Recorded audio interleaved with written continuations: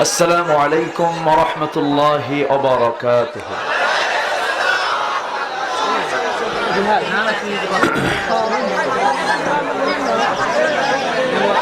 إن الحمد لله الأكرم الذي خلق الإنسان وكرمه وعلمه من البيان ما لم يعلم، فسبحان الذي لا يحصى امتنانه باللسان ولا بالقلم. نشهد أن لا إله إلا الله وحده لا شريك له، ونشهد أن سيدنا وحبيبنا ومولانا محمدا عبده ورسوله، الذي أرسله بالحق بشيرا ونذيرا وداعيا إلى الله بإذنه وسراجا وقمرا منيرا. فقد قال الله تعالى في كلامه المجيد وفرقانه الحميد: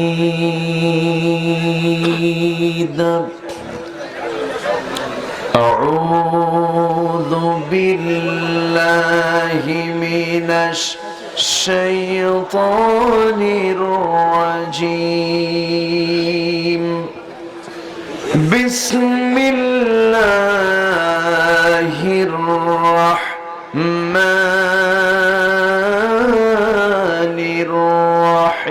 الرحيم.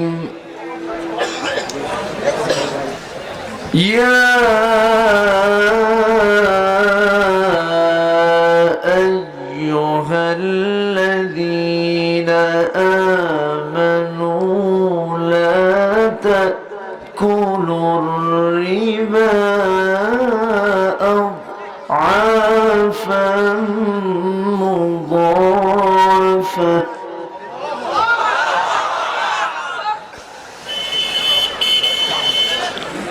واتقوا الله لعلكم تفلحون.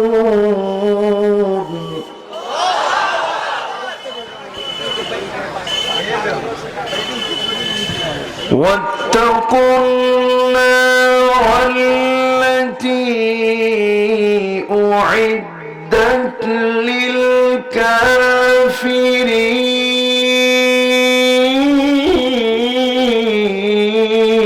للكافرين.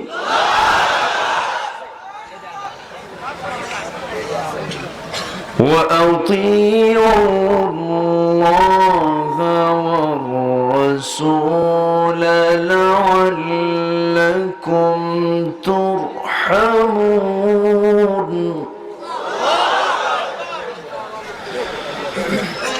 الله أكبر. بسم الله الرحمن الرحيم.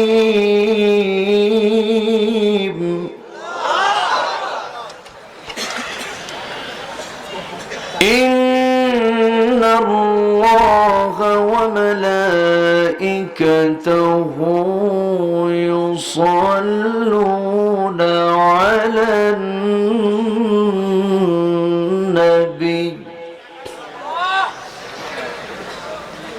يا أيها الذين آمنوا صلوا عليه وسلموا تسليما. اللهم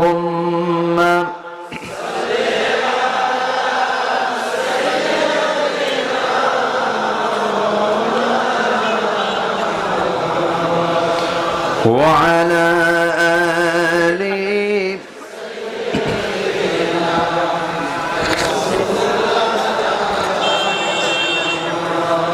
একটু মোহাব্বত দিয়ে নবীর প্রেমে মাতোয়ারা হয়ে জবান খুলে উচ্চ আওয়াজে সবাই বলুন আল্লাহুম্মা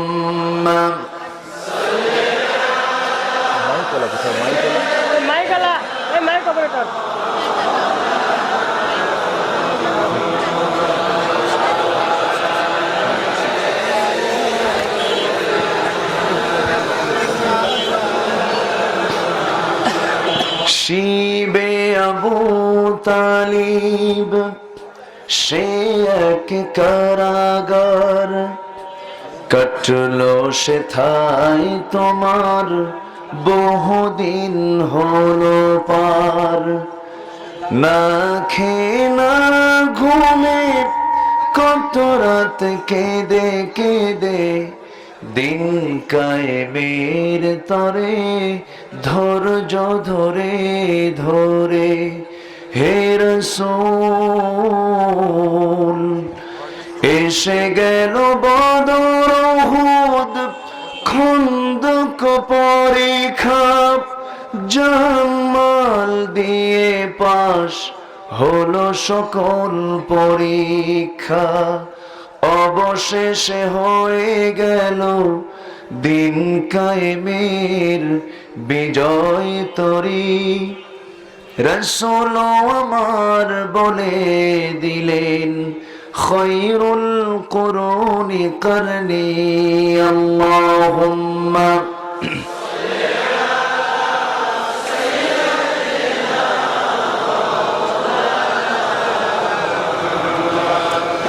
وعلى آل سيدنا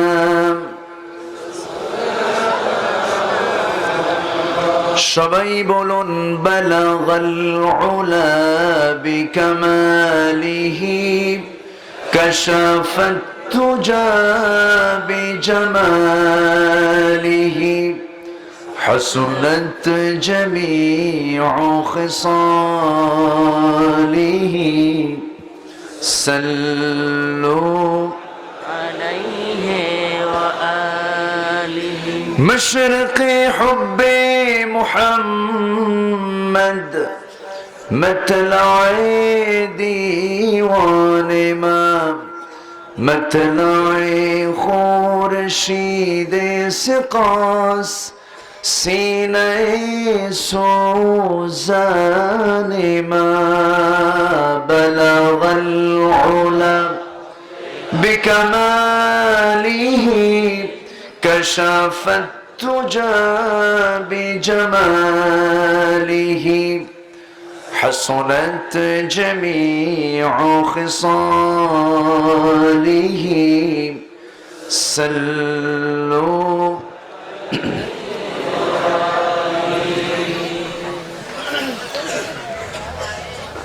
দেশের উত্তরাঞ্চলের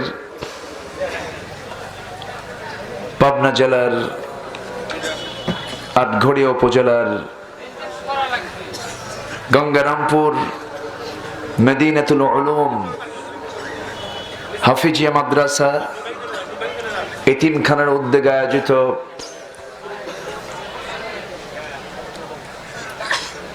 মাদ্রাসা সংলগ্ন মাঠে অনুষ্ঠিত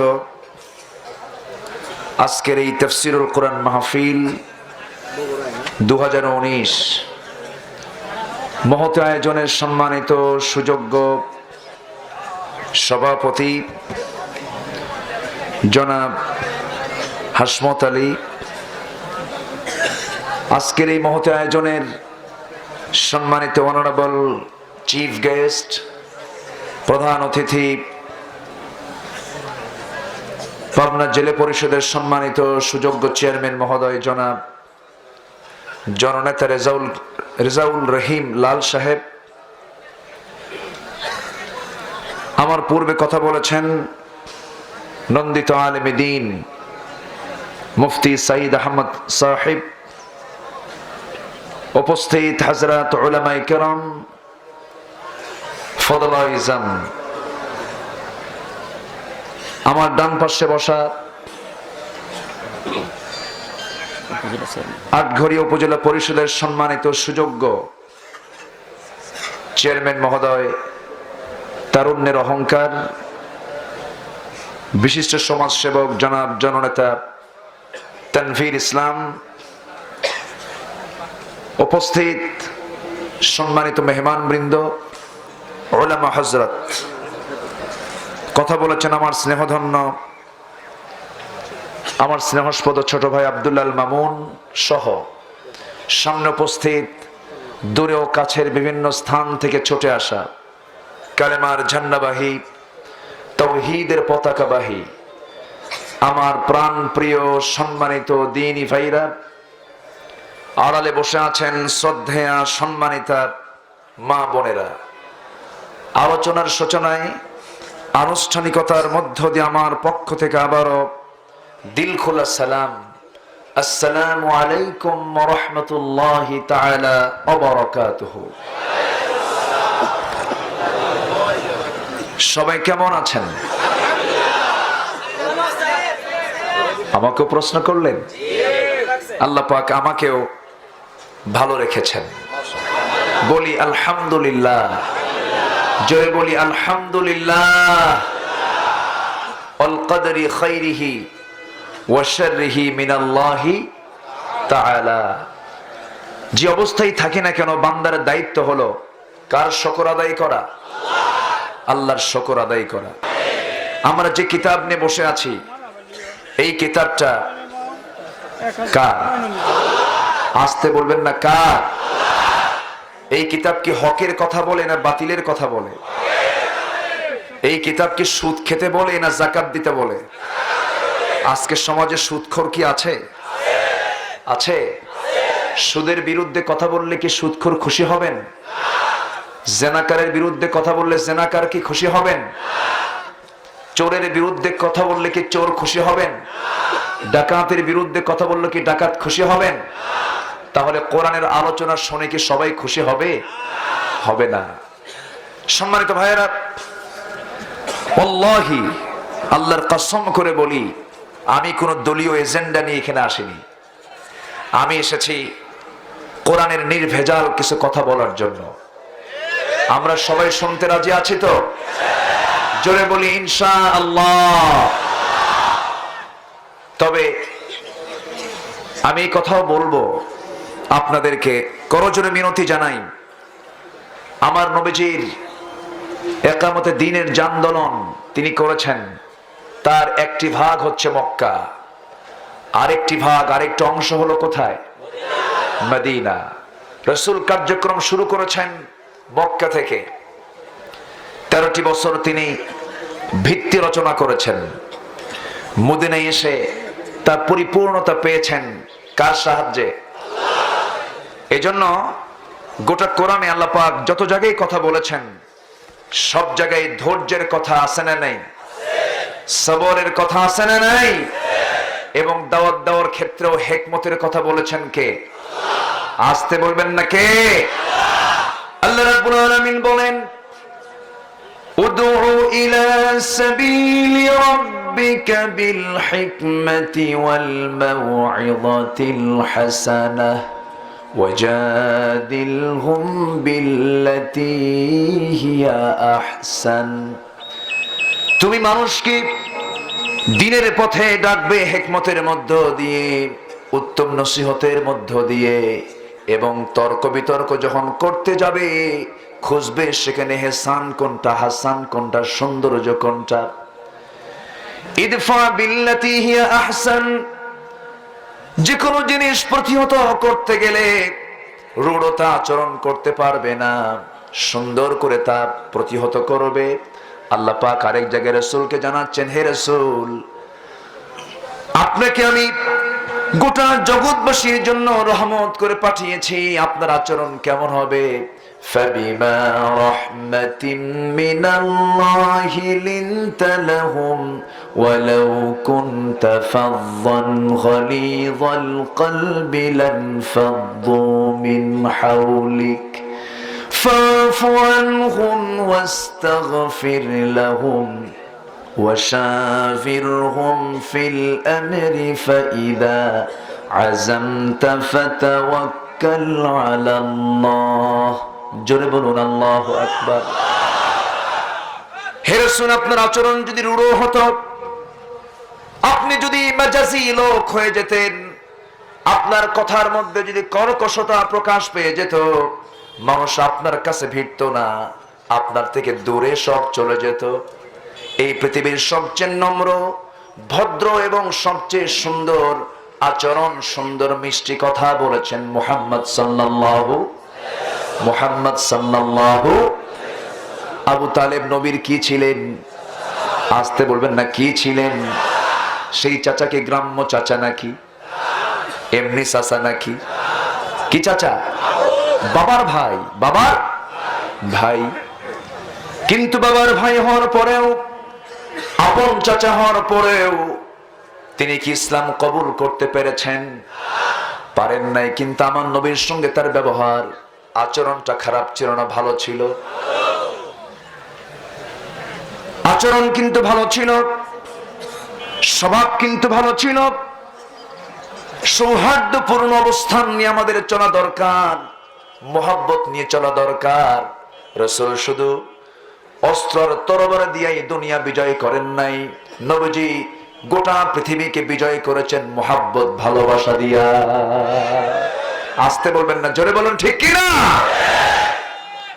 কথা আছে, আস্তে আস্তে করে বলবো। উঠতে একটু দেরি হয়েছে, শেষ হতে একটু দেরি হোক। কোন সমস্যা আছে? আমরা সবাই শুনতে রাজি আছি তো? জোরে বলি ইনশাআল্লাহ। তাফসীর মাহফিল বন্ধের জন্য অনেকেই গভর্নমেন্টকে দায়ী করেন, কিন্তু কোথাও কোথাও কোনো প্রজ্ঞাপন জারি হয়নি যে মাহফিল হবে না, মাহফিল চলতে দেওয়া যাবে না, এরকম কোনো নির্দেশনা কিন্তু গভর্নমেন্ট থেকে নাই। কিন্তু মাঝে মাঝে এই তাফসীর মাহফিল যে বন্ধ হয়, কিছু কানে আসে আমাদের, এটা কিন্তু সরকারের কারণে নয়, এটা ভুল ধারণা কিন্তু। এবং এদেশের যে প্রশাসনিক কর্মকর্তা যারা আছেন, গত 3 দিন আগে আমাকে অতিরিক্ত আইজিপি উনি আমাকে ফোন দিয়ে বলেন, হুজুর আপনার একটা মাহফিল লাগবে আমার, আমি আপনার জন্য একটা দিন চাচ্ছি, আপনি আমাকে একটা দিন দেন। আমি বললাম, ভাইজান আমার তো এবছর এরকম সুযোগ নেই, আগামীতে আমি দেওয়ার চেষ্টা করবো, একটা দেখেন তো। আমি বললাম, তাহলে একটা আমাকে জব করতে হবে, কোন একটা কমিটিকে ক্ষতি করে আমাকে আপনাকে ডেট দিতে হবে। উনি বলেন, তাহলে থাক, দরকার নেই। তাহলে এটাও তো প্রমাণ হয় আমাদের কাছ থেকে অনেক পুলিশ কর্মকর্তা, অনেক ডিসি এবং সচিব মানের, মন্ত্রী মানের অনেক লেভেলের ব্যক্তিরা আমাদের কাছ থেকে ডেটগুলো নিচ্ছেন। প্রমাণ হয় গভর্নমেন্টের কোনো কারণে মাহফিল বন্ধ হয় না, হয় হচ্ছে স্থানীয় কিছু দ্বন্দ্বের কারণে। আসতে বলবেন না, জোরে বলুন ঠিক কিনা? এই যে পেঁয়াজের দাম বাড়ছে, সবাই দোষ দেয় সরকারকে। সরকার কি কখনো চায় যে পেঁয়াজের দাম এত হোক? কিন্তু এই পেঁয়াজের দামটা বাড়ালো কে? আল্লাহ। কেউ তো কিছু কর না, কে বাড়াইছে? হাই রে পেঁয়াজের দাম। জাপান এই এশিয়ার ভিতরে একটি উন্নত রাষ্ট্র, সেই জাপানে এখন পেঁয়াজের বাজার হচ্ছে 49 থেকে 50 টাকা।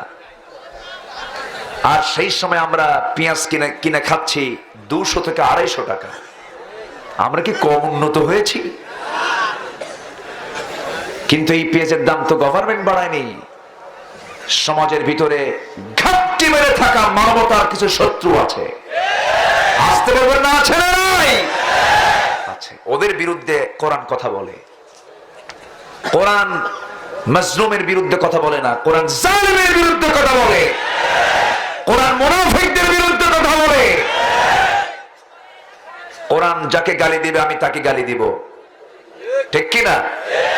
কোরআন যাকে ভালো বলবে আমি তাকে ভালো বলবো। কোরআন কি গালি নাই? আসতে বলবেন না, আছে না নাই? সূরা লাহাব সবার জানা আছে না? সূরা লাহাব, আবু লাহাবকে নবীর কিন্তু আরেক চাচা, নবীর আরেক চাচা, হ্যাঁ নবীর আরেক চাচা তিনি, সে আবু লাহাব। সেই আবুল আহাবের জন্য আল্লাহ পাক যে সূরা দিয়েছেন সেটা কি রহমতের সূরা না গজবের সূরা? গজবের সূরা।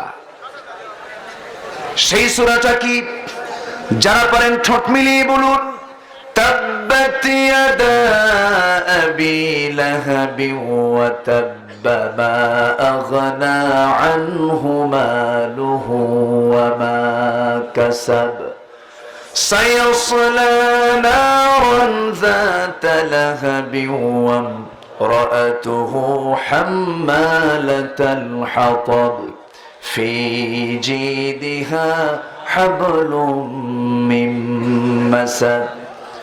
ধ্বংস হোক কার? আসতে বলবেন না, কার? কে ধ্বংস চেয়েছেন? তাহলে কোরআন শরীফে গালি আছে না নাই? গজবের কথা আছে না নাই? আছে, কথা বহু আছে। আস্তে আস্তে করে বলবো। আমি যে সূরা থেকে কথা বলতে চাচ্ছি আজকে, সেই সূরার নাম হলো সূরা আলী ইমরান। সূরা আলী ইমরান। ইমরানকে সবাই চিনেন তো? কে? কোথায়? ও আচ্ছা, পাকিস্তানের প্রেসিডেন্টের কথা বলতেছে, প্রাইম মিনিস্টার। এই সেই ইমরান নাম তো? ইমরান খান না। আবার ইমরান এই সরকারও না। এরাও ফেমাস, এরাও বিখ্যাত। কেউ আছে ভালো কাজে কুখ্যাত, আর খারাপ কাজে কুখ্যাত, আর কেউ আছে ভালো কাজে বিখ্যাত, ঠিক কিনা? এই ইমরান হচ্ছেন সেই ইমরান যে ইমরানকে আল্লাহ পাক কোরআন শরীফে তার নামে একটা সূরার নামকরণ করেছেন। জোরে বলি সুবহানাল্লাহ। এমন একজন ব্যক্তি তিনি, আল্লাহ পাক তাকে এত সম্মান দিয়েছেন। শুধু তাকে না, তার মেয়েকেও এই কোরআনে তার মেয়ের নামে একটা সূরা দিয়েছেন, সূরা মরিয়ম। সূরা মরিয়ম, বাপ কা বেটি, যেমন বাবা তেমন বেটি। আল্লাহ পাক দুজনের নামে, বাপ বেটির নামে দুটো সূরা নামকরণ করেছেন। সুবহানাল্লাহ বলবেন না? কেন নামকরণ করেছেন? তার নাম কেন টেনেছেন এখানে? পৃথিবীতে তো বহু লোক ছিল, তার নাম কেন টানা হলো? অবশ্যই কারণ আছে না নাই? আছে। কোন আয়াত থেকে এই সূরার নামকরণ করা হয়েছে? আল্লাহ রাব্বুল আলামিন বলেন, ইন্নাল্লাহা আসতাফা আদামা ওয়া নূহান ওয়া আলা ইব্রাহিম ওয়া আলা ইমরান আলাল আলামিন। নিঃসন্দেহে আল্লাহ রাব্বুল আলামিন আদম আলাইহিস সালাতু ওয়াস সালামকে, নূহ আলাইহিস সালাতু ওয়াস সালামকে, ইব্রাহিম আলাইহিস সালাতু ওয়াস সালামকে, আল ইমরানকে গোটা পৃথিবীবাসীর উপরে মনোনীত করেছেন, সম্মান দিয়েছেন, মর্যাদা দিয়েছেন।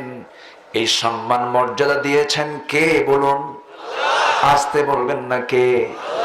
আমাদের আদি পিতাকে বলেন। আমাদের সবার আদি পিতাকে? ডোনাল্ড ট্রাম্পেরও পিতাকে? আসতে বলেন কেন? থেরেসা মেয়েরও আদি পিতাকে? নরেন্দ্র মোদীর আদি পিতাকে? আবার সেই মায়ানমারের অং সাং সুচি, তারও আদি পিতাকে?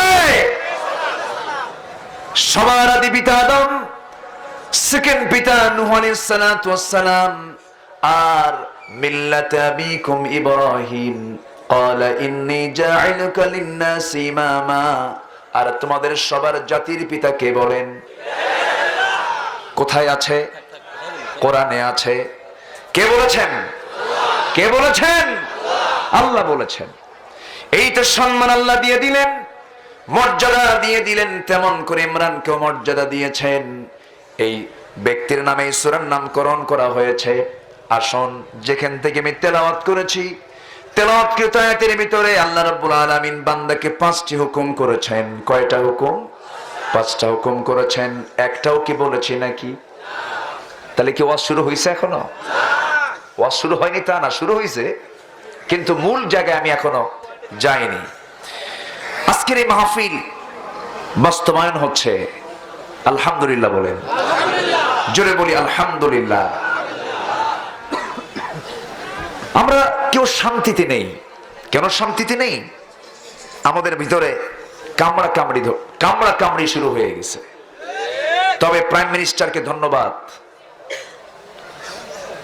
তাকে আমরা অসংখ্য ধন্যবাদ জানাচ্ছি যে তিনি চোখ বন্ধ করে কাউকে দেখছেন না, যে অপরাধী তাকে বের করে আনার চেষ্টা করছেন। ক্যাসিনোর মালিককে যদি খুঁজে বের করেন, ক্যাসিনোর মালিক আল্লাহ, খালি আল্লাহই কম। ও 12টার পরে কি করবো বলেন? ক্যাসিনো কাকে বলে? যেখানে থাকবে নারী, মদ এবং জুয়া, এই তিনটাই তো বেহেশতের কারবার, তাই না? এই তিনটার সমন্বয়ে যেটা গড়ে ওঠে সেটাই হলো ক্যাসিনো। আমি সিঙ্গাপুর গিয়েছিলাম, প্রথম শুনেছি এই শব্দটা আমি সিঙ্গাপুরে গিয়ে। আমি মেরিনায় একটু ঘুরতে গিয়েছিলাম, তো বলতেছে এখানে 5টা ক্যাসিনো আছে। ক্যাসিনো কি, হটস ক্যাসিনো? তখন আমি জানলাম, যে ভাবলাম তো যাক আমার দেশে এই ক্যাসিনো নাই। যখন শুনলাম দেখি 100 ক্যাসিনো, তাহলে আমরা আরো কত আপগ্রেড হয়েছি, কত ডেভেলপ হয়েছি আমরা। সম্মানিত ভাইয়েরা, এরকম করে যদি আমরা সবাই দুর্নীতির বিরুদ্ধে, অসামাজিক কাজের বিরুদ্ধে যদি এগিয়ে আসি, দেশ এগিয়ে যাবে, ঠিক কিনা? আন্দোলন যখন শুরু হয়েছে, আমি না থামার আহ্বান জানাচ্ছি। যুব সমাজ শেষ হয়ে গেল, আপনার সন্তান মদের বোতল নিয়ে থাকবে, আপনি সুখে থাকবেন? আপনার সন্তান ইয়াবা নিয়ে থাকবে, আপনি সুখে থাকবেন? এগুলো বন্ধ করার দরকার সবার আছে না নাই? চোখ বন্ধ করে ধরতে হবে, চূড়ান্ত শাস্তি নিশ্চিত করতে হবে। রাজি আছেন কারা কারা? হাত উঁচু করে দেখা।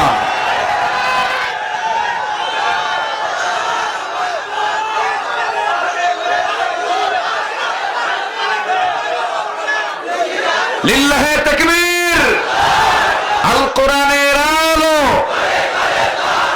আল হাদিসের আলো। কোরআন আছে যেখানে, সুদ ঘুষ যেখানে। ধন্যবাদ, হাত নামান। আমার খুব ভালো, খুব সুন্দর উত্তর দিচ্ছে আপনার এলাকার জনগণ, আলহামদুলিল্লাহ। আমি যেখান থেকে তেলাওয়াত করেছি, এখানে আল্লাহ পাক 5টা কাজের কথা বলেছেন। কয়টা কাজ? এর মধ্যে 1 নাম্বার হলো সুদ খাইও না। কি খাইও না? সুদ খেও না। আরো কথা আছে। তো আমার ডান পাশে মান্যবর আজকের এই প্রোগ্রাম বাস্তবায়নে যার মুখ্য ভূমিকা, একটি বিশাল ভূমিকা তিনি পালন করেছেন, আটঘরিয়ার গুরুত্বপূর্ণ একজন ব্যক্তি। চেয়ার ক্ষমতা দেওয়ার মালিককে বলেন তো? আসতে বলবেন না। কে? অত আইজ্জু মান তাশা অত যিল্লু মান তাশা। আল্লাহ পাক যাকে ইচ্ছা সম্মান দেন, আবার যাকে ইচ্ছা কান ধরে নামায় দেন। এই ক্ষমতা কার? অতএব প্রশংসা করতে হবে কার? যে যে দায়িত্ব পালন করবেন ইমাম, তার সম্পর্কে কিয়ামতে প্রশ্ন আছে না নাই? যিনি চেয়ারম্যান, তার যে দায়িত্ব, সেই দায়িত্বের সম্পর্কে কিয়ামতের দিন আছে না নাই? আছে। গুরুত্বপূর্ণ একটি পদে তিনি আসীন আছেন। আমরা তো নকল চেয়ার, যে চেয়ারে বসে, যেটা আমরা তো নকল চেয়ারম্যান। বলি আলহামদুলিল্লাহ।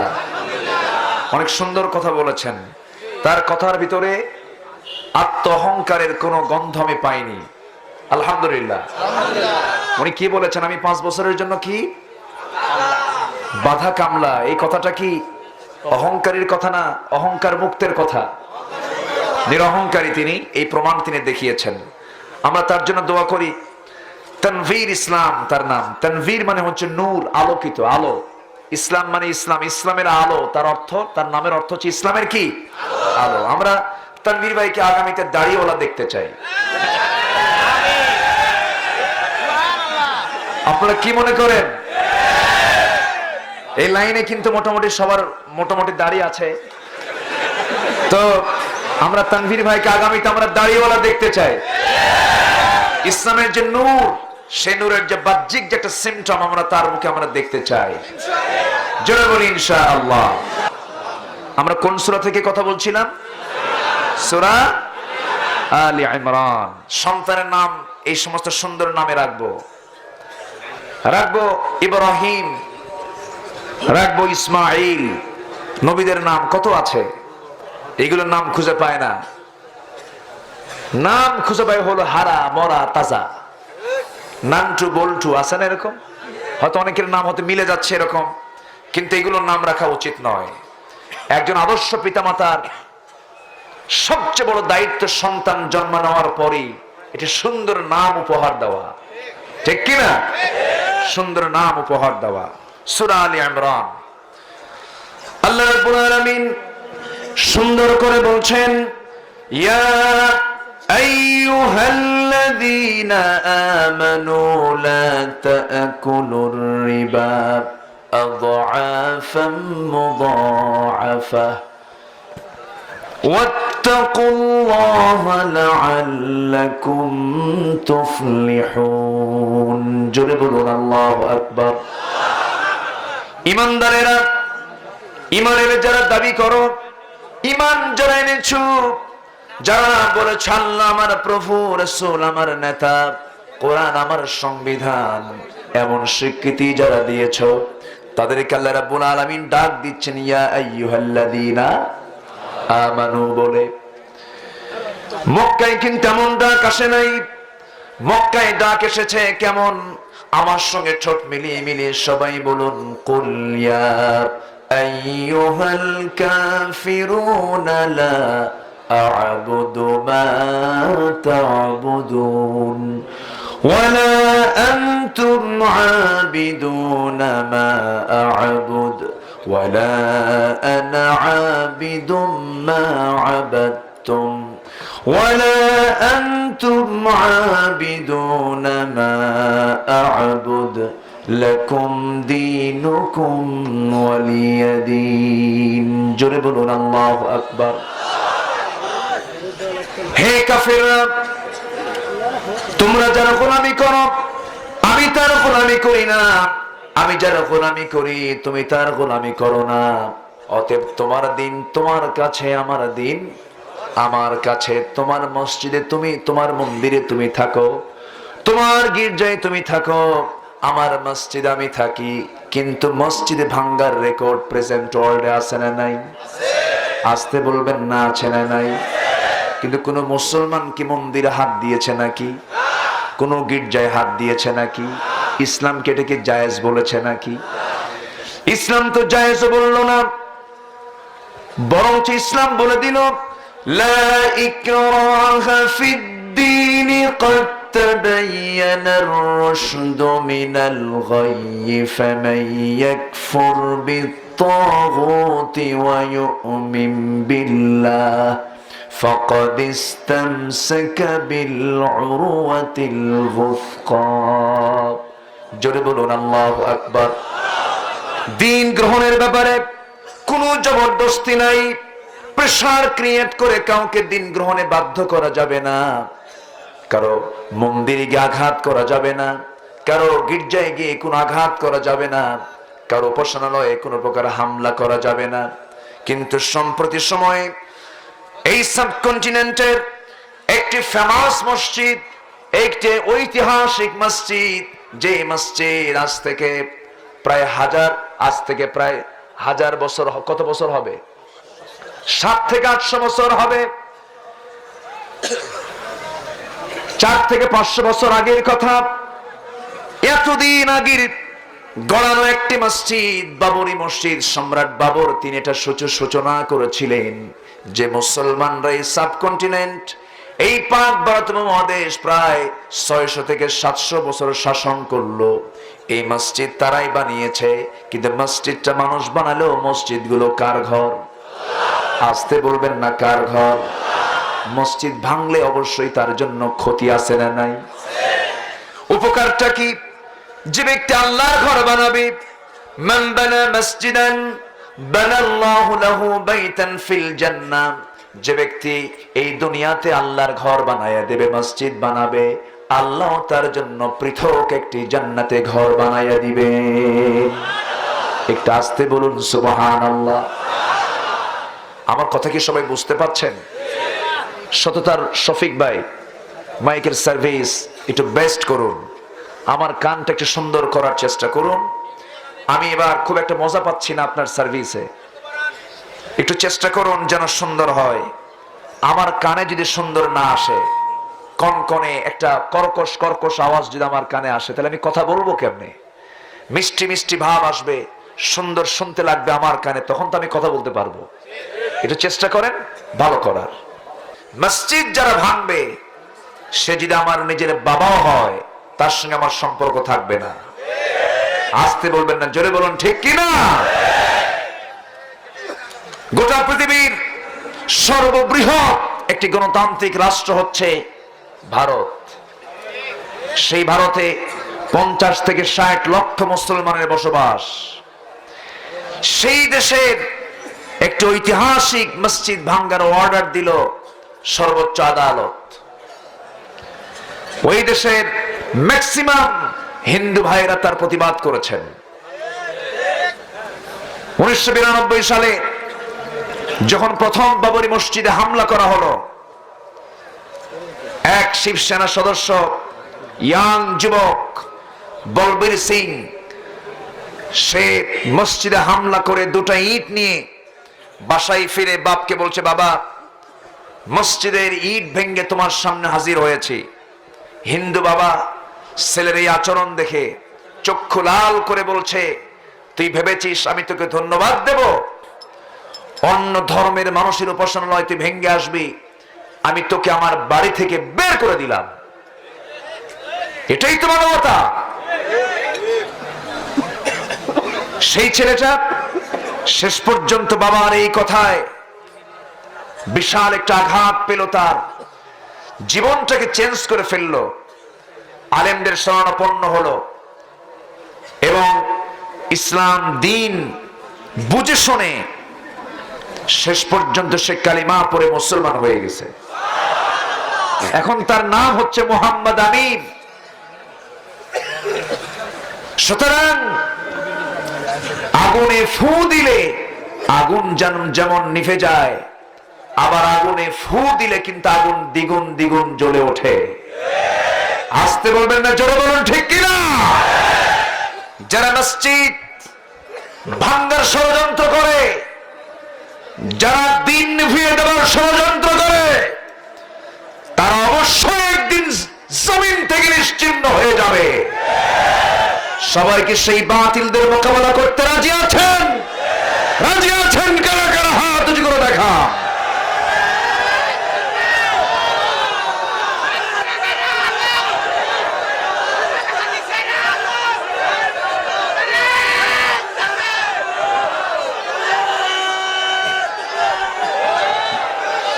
আল্লাহ সবার হাতকে কবুল করুন।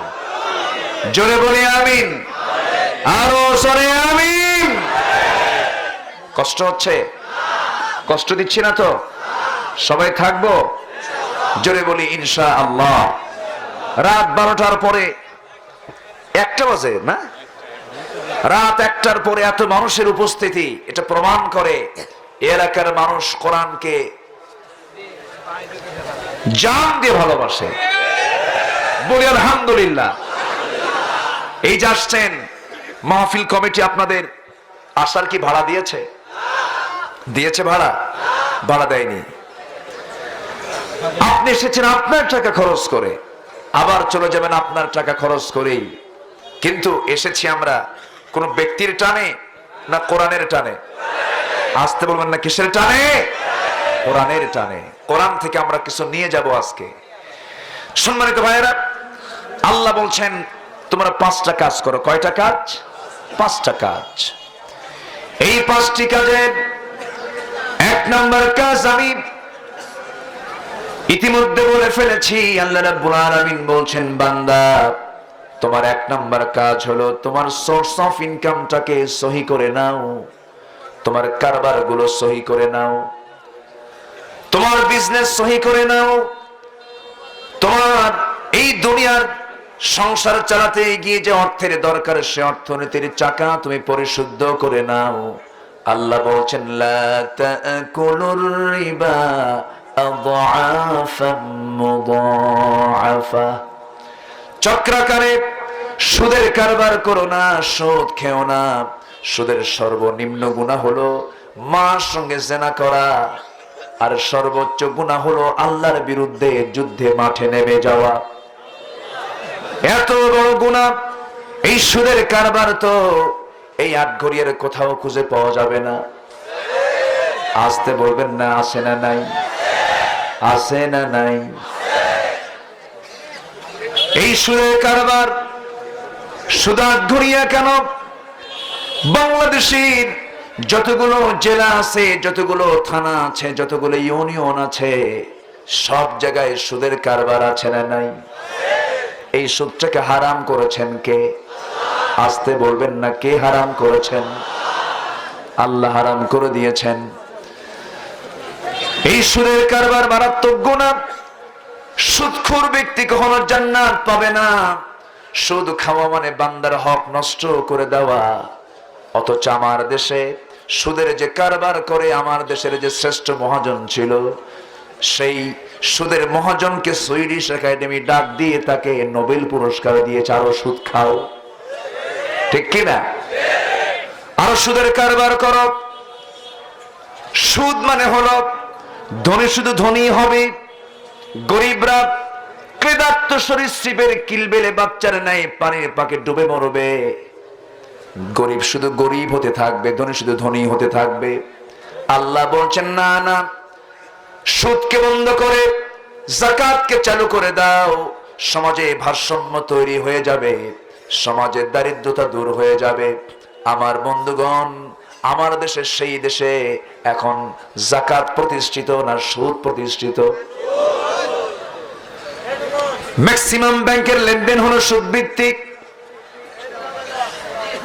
এই সুদের কারবার করে আপনি 14 বার হজ করে আসেন, আপনি দান করে করে ফকিরও হয়ে যান, আপনার কোন ইবাদত মঞ্জুর হবে না।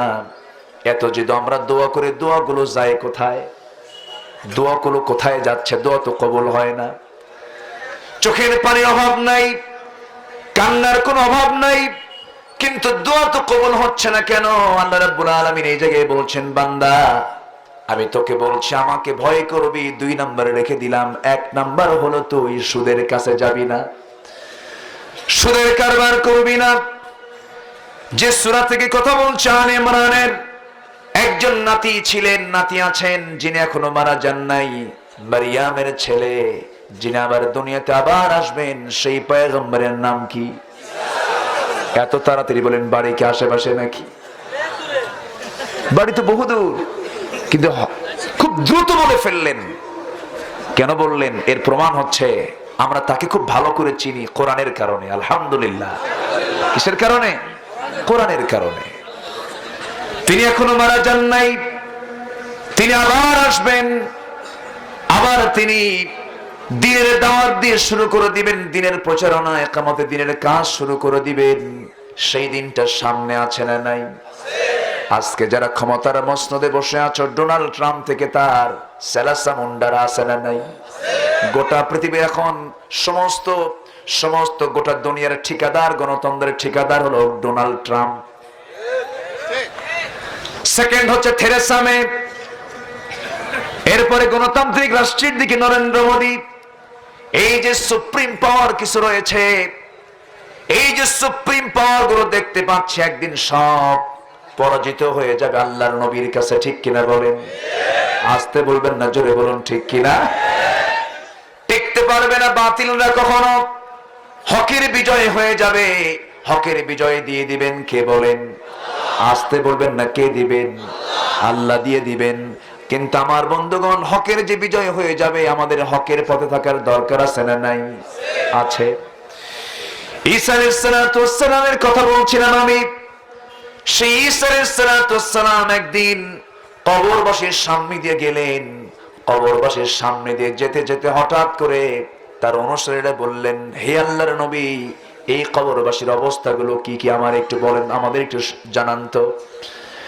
ঈসা আলাইহিস সালাম এমন একজন পয়গম্বর ছিলেন, যখন তিনি কোন কবরবাসীর সামনে গিয়ে দাঁড়ায় বলতেন, কুম বিইذনিল্লাহ, আল্লাহর নির্দেশে দাঁড়িয়ে যাও, সঙ্গে সঙ্গে কবরবাসীর সেই কবর থেকে দাঁড়ায় যেত। বাড়ি থেকে সুবহানাল্লাহ বলবেন? একটু জোরে বলুন না ভাই, আর একটু জোরে বলুন না। ঘুম পাচ্ছে? ঘুম পাইলে ছেড়ে দেই।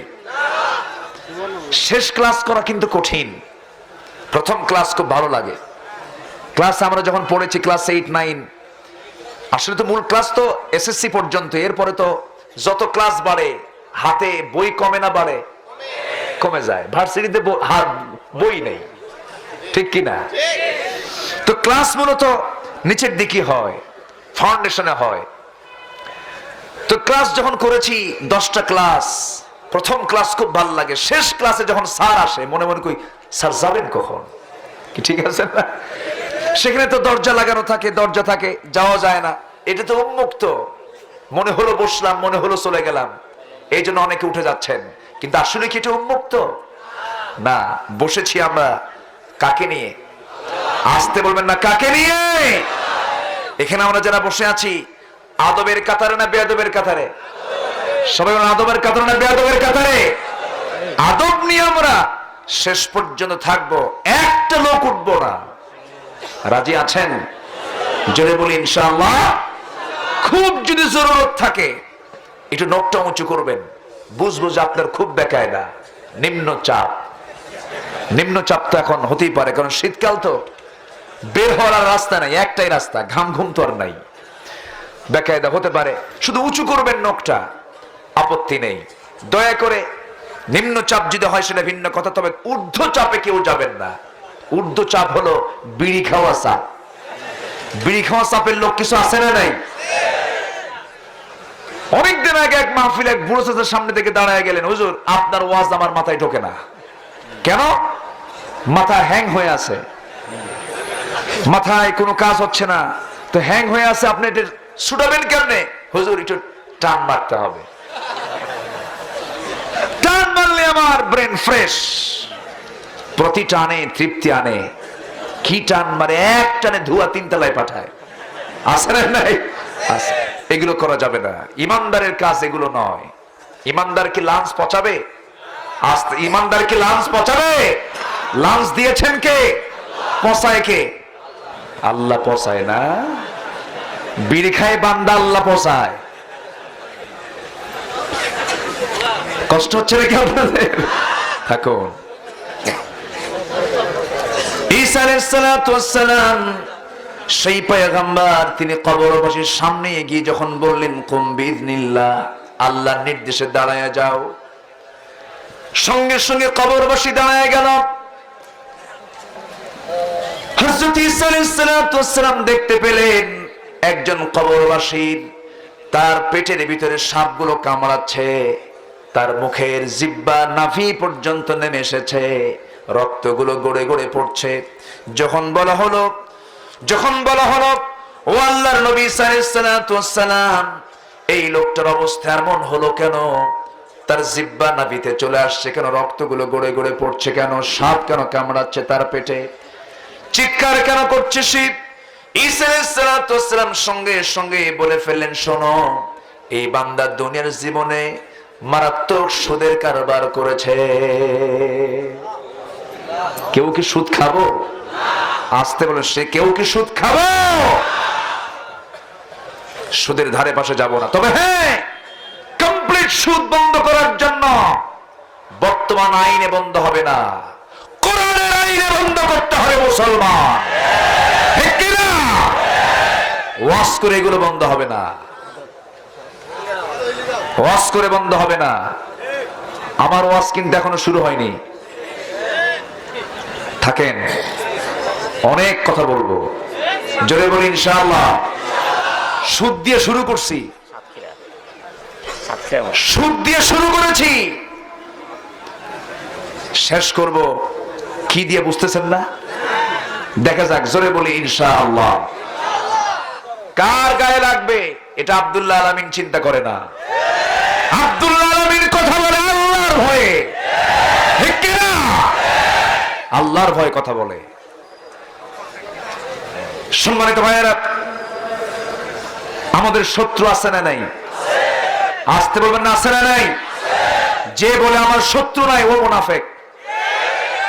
ও কি মুনাফিক? আর যার শত্রু আছে সে হচ্ছে মুমিন। আমার নবীর শত্রু ছিল কি ছিল না? আমার নবীর শত্রু কি কম ছিল? ঘরের লোকই শত্রু। আবু লাহাব শত্রু,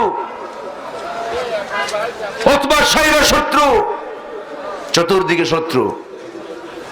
আর আমাদের দরবার, আমাদের দেশে কিছু দরবারি হুজুর আছে।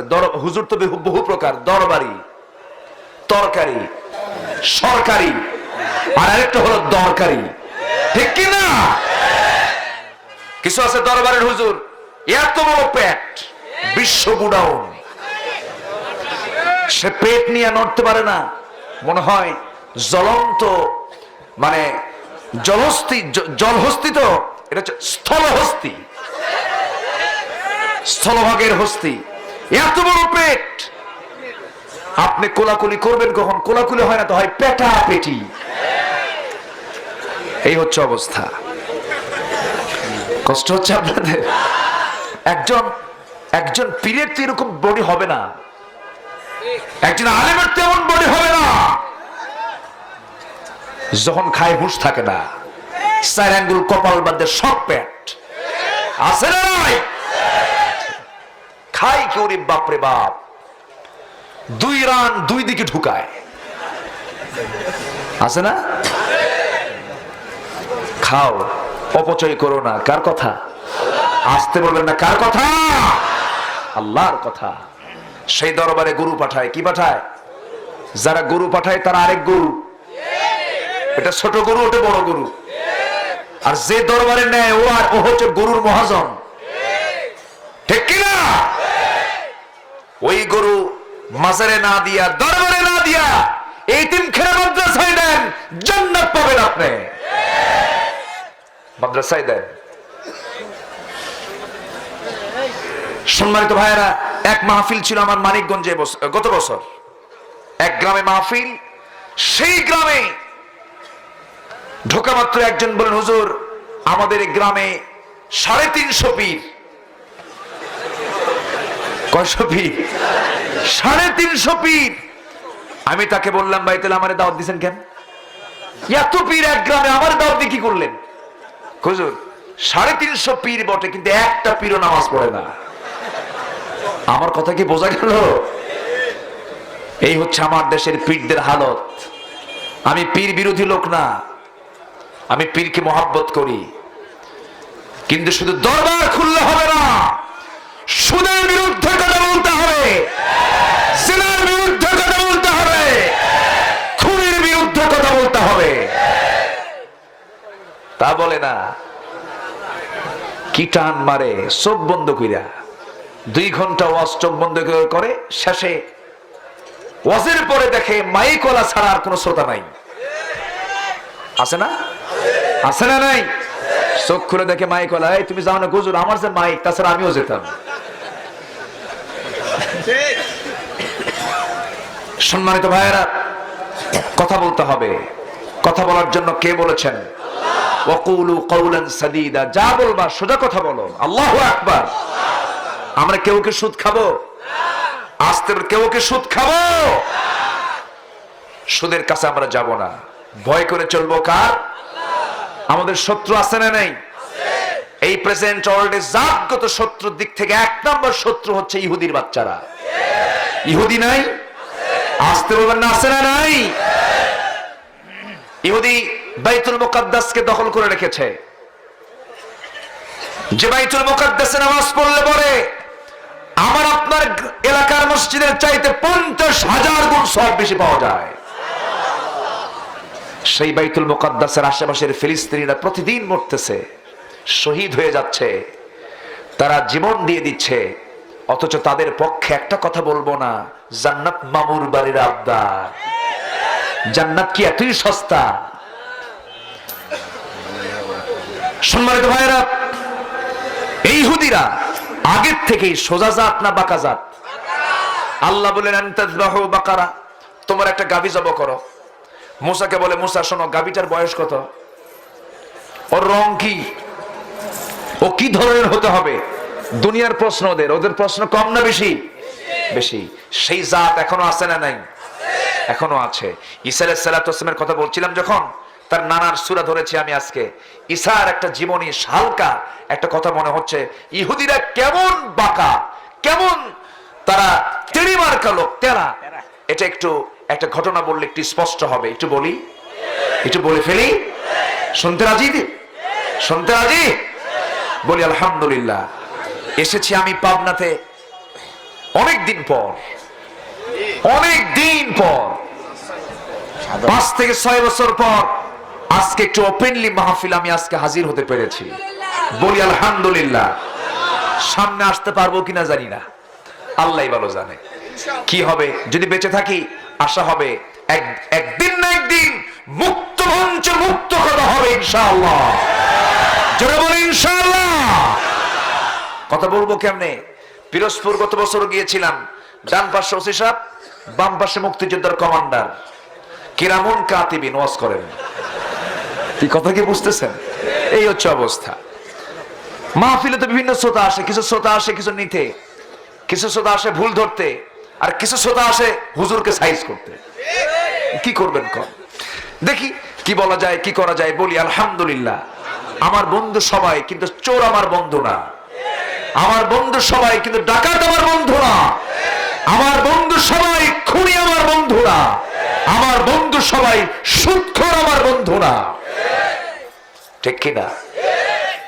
ঈসা আলাইহিস সালাতু ওয়াস সালাম কোন একটা সফরে বের হবেন, এক ইহুদি এসে বলে, ঈসা তুমি তো আল্লাহর নবী, তোমার সঙ্গে আমি একটু যেতে চাই। কোথায়? তুমি যেখানে যাবে। তিনি বললেন, তুই তো বাকার জাত, তোর সঙ্গে আমার বনিবনাট হবে না, তোকে আমি নেব না। কেন? আপনি আমাকে নেন, আমি কিচ্ছু বলবো না, শুধু দেখবো আপনাকে। ঈসা ভাবলেন যে বেচারা যদি আমাকে দেখে যদি কালিমাওয়ালা হয়ে যায়, আমার সঙ্গে থেকে থেকে যদি ভালো হয়ে যায় তো ভালো। তাকে সঙ্গে করে নেবেন সিদ্ধান্ত নিলেন এবং বললেন, শোনো তুমি আমার সঙ্গে যেতে পারো, তো আমি যা করব তা নিয়ে তুমি বেশি তর্ক বিতর্ক করবা না, শুধু তুমি দেখবে। আর যাওয়ার জন্য কিছু প্রস্তুতির দরকার, তুমি কাপড় চোপড় আর কিছু শুকনো খাবার ব্যাগে ভর্তি করে নিয়ে আসো। ইহুদিটা করলো কি, ব্যাগের মধ্যে 3টা রুটি আর কিছু শুকনো খাবার নিয়ে সে বের হয়ে পড়েছে। ঈসা আলাইহিস সালাম যথারীতি তার ব্যাগের মধ্যে কিছু কাপড় চোপড় আর 1টা রুটি নিয়ে বের হয়েছেন। মোট রুটি কয়টা? 4টা। চলতে চলতে হঠাৎ করে ক্ষুধা লেগে গেল। ঈসা আলাইহিস সালাম আবার এমন নবী ছিলেন যে নবীটা মানুষের বাড়িতে কি রান্না বান্না হতো ওনার বাড়িতে বসে তা বলতে পারতেন। একটু আস্তে বলি সুবহানাল্লাহ। আমি আপনাদেরকে সুবহানাল্লাহ কেন বলতে বলি জানেন? এই এলাকার সুবহানাল্লাহটা খুব সুন্দর, কিন্তু রাজশাহী সুন্দর না, চাপাই তো আরো বেকায়দা। আমি তাদেরকে গিয়ে বলি না যে খুব বলেন সুবহানাল্লাহ, কারণ সুবহানাল্লাহ বলতে ওদের অসুবিধা হয়। সিনকে সিন বলে, আমি কই কম সুবহানাল্লাহ কয় সুবহানাল্লাহ। সিন হয় না, আসসালামু আলাইকুম হয় না, কয় আসসালামু আলাইকুম। আগে শালায়ের পরে দুলাভাই, দারুণ বেকায়দা। সেদিক থেকে পাবনা অনেক ভালো। জোরে বলি আলহামদুলিল্লাহ, জোরে বলি সুবহানাল্লাহ। কি সুন্দর চড়ুই পাখির মতো আওয়াজ আপনাদের। ঈসা আলাইহিস সালাম ওই ইহুদিকে সঙ্গে করে রওনা দিলেন। ক্ষুধা লেগে গেছে, ব্যাগে মোট কয়টা রুটি আছে? 4টা। ঈসা আলাইহিস সালাম ভাবলেন, ক্ষুধা লেগে গেল, আমার ব্যাগ থেকে 1টা রুটি বের করি, তার ব্যাগ থেকে সে 3টা রুটি বের করবে।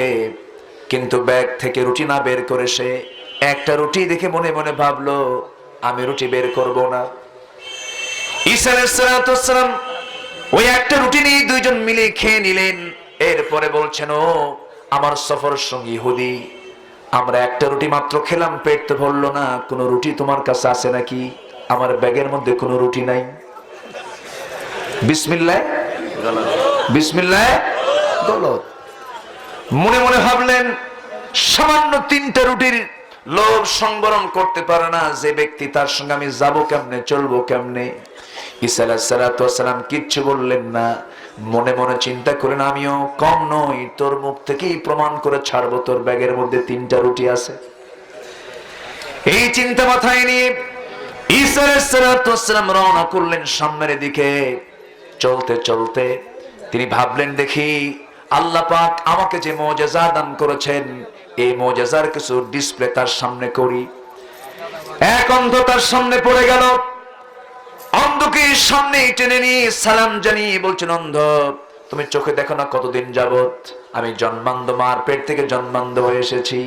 ঈসা আলাইহিস সালাম করলেন কি, হাতের ছোট্ট ছড়ি দিয়া আর হাতের ছোঁয়া দিয়ে তার চোখ বরাবর লাগায় দিলেন। বিসমিল্লাহ বলে ফু মেরে দিলেন। চোখ ভালো হয়ে গেল। এমন ডাক্তার দুনিয়াতে আসবে নাকি? জন্ম থেকেই যে লোকটা অন্ধ তার চক্ষু ভালো হয়ে গেল যখন, সঙ্গে সঙ্গে জন্মান্ধের চক্ষু ফিরে পাওয়ার সঙ্গে সঙ্গে তার কান্না দেখে কে? বলছে আমি জীবনে চোখে দেখি নাই, দুনিয়ার কোনো দৃশ্য দেখতে পাই নাই, আজকে আপনার মাধ্যমে আমার চক্ষু ভালো হয়ে গেল। আপনি যে আল্লাহর পয়গম্বর কোনো সন্দেহ নাই, আমাকে পড়িয়ে দেন লা ইলাহা ইল্লাল্লাহু ঈসা রূহুল্লাহ। ঈসা আলাইহিস সালাম মনে মনে চিন্তা করলেন, এত বড় মুজিজা দেখার পর এই ইহুদির দিলটা গলে যেতে পারে, সে কালিমাওয়ালা হয়ে যেতে পারে, কিন্তু তার দিল গলল না, সে নরম হলো না। ঈসা আলাইহিস সালাম এক সময় মুখ ফুটে নিজেই বলে ফেললেন, শোনো ইহুদি, দেখো এই লোকটার চক্ষু ছিল না, এই চক্ষু আল্লাহ পাক আমার মাধ্যম দিয়ে আল্লাহ পাক আমাকে এমন মুজিজা দান করেছেন, সে চক্ষুটা ভালো হয়ে গেল। যে আল্লাহ পাক আমাকে এমন নিয়ামত দান করেছেন, সে আল্লাহর কসম করে সত্যি করে বলো তো, তোমার ব্যাগের মধ্যে কোনো রুটি আছে নাকি? ইহুদি কই রুটি নাই। কি কথা কি বুঝতেছে? সোজা না বাঁকা? ঈসা আলাইহিস সালাম আবার রওনা করলেন, সামনে পেলেন বোবা, কথাও শোনে না, কথাও বলতে পারে না। হাতের ছোঁয়া লাগালেন, মুখের ফু দিয়ে দিলেন, বাক শক্তি ফিরে পেল, শ্রবণ শক্তি ফিরে পেল। বোবা বলে ফেলল লা ইলাহা ইল্লাল্লাহু ঈসা রূহুল্লাহ। কালিমা পড়ে মুসলমান হয়ে গেছি। ঈসা আলাইহিস সালাম এবার মনে মনে চিন্তা করলেন, এবার হয়তোবা তার দিলটা নরম হতে পারে, কিন্তু জবাব নাই।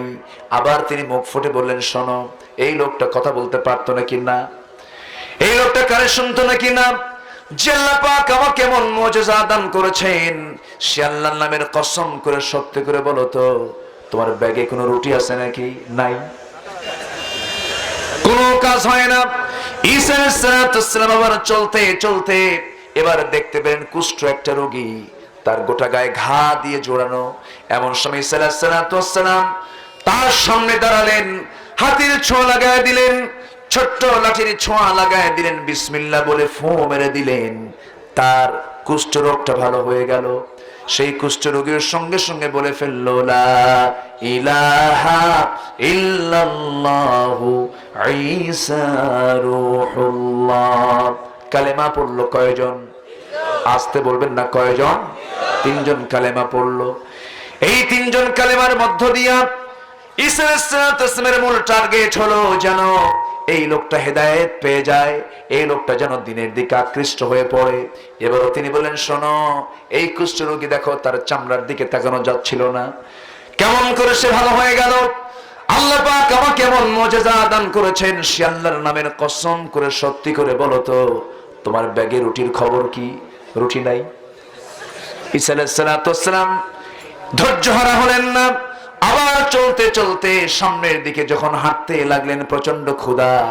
একটা রাখালকে পেলেন, রাখালকে ডাক দিয়ে বলছেন, রাখাল একটা ছাগল দেবে নাকি? কি করবেন? আল্লাহর নামে জবাহ করব, ক্ষুধা লেগেছে, তুমি খাওয়াবে কিনা? রাখাল মনে মনে চিন্তা করে, এই দিক দিয়ে বহু লোক যায়, কেউ তো আল্লাহর নামে কোনো কিছু করতে চায় না। এই লোকটার চেহারা বেশভূষা দেখে মনে হয় এটা কোনো আল্লাহর পয়গম্বর হবে, আল্লাহর নবী হবে। সঙ্গে সঙ্গে বলে ফেললো, রাখাল চিনে ফেললো তাকে, পরিচয় হয়ে গেল। রাখাল বলছে, যে ছাগল আপনার পছন্দ হয় পালটা ছেড়ে দিলাম, সে ছাগলটা আপনি জবাহ করবেন। ছাগল নিলেন, জবাহ করলেন, চামড়া পৃথক করলেন, ভুনা করলেন, বাটি নিয়ে সেই গোশতের হাড়ি নিয়ে সামনে বসে গেলেন। এবার রাখালকে ডাক দিয়ে বলেন, বসো। ও ইহুদি বসো। ঈসাও বসে গেলেন। মোট কয়জন বসলেন? তিনজন বসে গেলেন।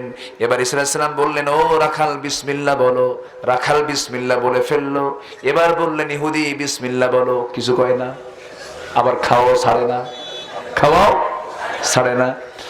কিন্তু বিসমিল্লাহ কেউ বলুক আর না বলুক, আল্লাহকে বিশ্বাস করুক আর না করুক, খাবার কারো বন্ধ করা যাবে না। এটা মানবতার কাজ। কিসের কাজ বলেন? মানবতার কাজ। খাবার বন্ধ করা যাবে না।